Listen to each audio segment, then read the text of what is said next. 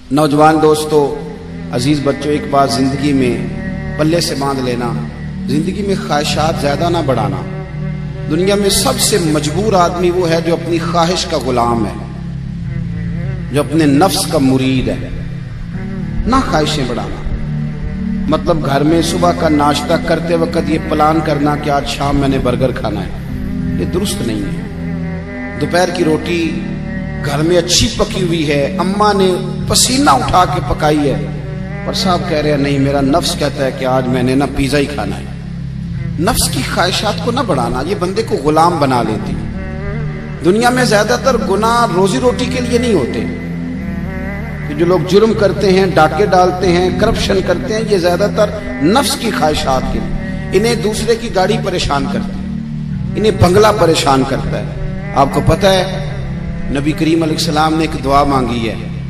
हुजूर फरमाने लगे, अल्लाह मेरे घर वालों को ना जरूरत के मुताबिक रोजी देना, ख्वाहिशात नहीं। कभी किसी को मजेदार रोटी खाते देखो तो किसी 5 स्टार होटल में ना देखना, बल्कि जो मजदूर मजदूरी करता है ना, उसे कभी मुलाहिजा करना, वो जो सुबह रोटी बांध के साथ लाता है। 2 रोटियां जब वो लाता है तो रोटियों के बीच अचार होता है, और दोपहर का जब वक्त ढलता है तो साहब वो अचार ज्यादातर पोने को लग जाता है कपड़े को,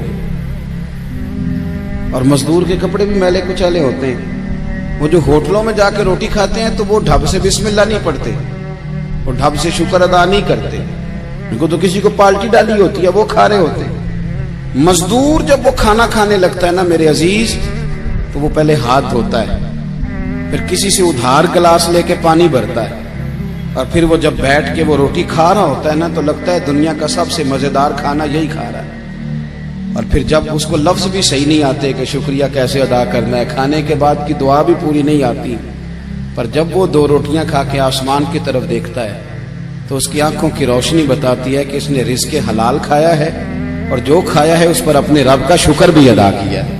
ख्वाहिशात को वसी न करो, वसी न करो ख्वाहिशात को कभी भी जिंदगी में। डॉक्टर इकबाल के बेटे ने खत लिखा था इकबाल को कि अब्बा जी आप तो लंदन में हैं,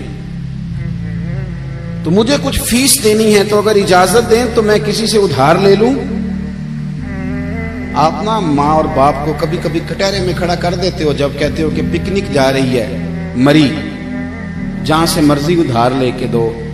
आपको पता है फिर आपका बाप बेचारा क्या करता है, किसी के सामने हाथ फैलाना पड़ता है तो बड़ी कमजोरी होती है। वो जब एडवांस मांगता है ना जाके फैक्ट्री के मालिक से कि मेरे बेटे को सैर को जाना है, यानी तेरे नफ्स की ख्वाहिश है, और वालिद की गर्दन झुक गई, ये कितनी तकलीफ की बात।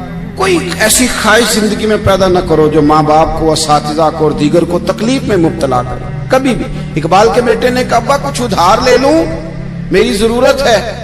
तो अल्लामा इकबाल ने जावेद के नाम पूरी नज़म लिख भेजी, दियारे इश्क में अपना मकाम पैदा कर, नया जमाना नए सुबह शाम पैदा कर, खुदा अगर दिले फितरते शनास करे अता तुझको, सुकूते लाला और गुल से कलाम पैदा कर। और कहने लगे मेरा तरीक अमीरी नहीं फकीरी है, बेटे खुद ही न बेच गरीबी में नाम पैदा कर।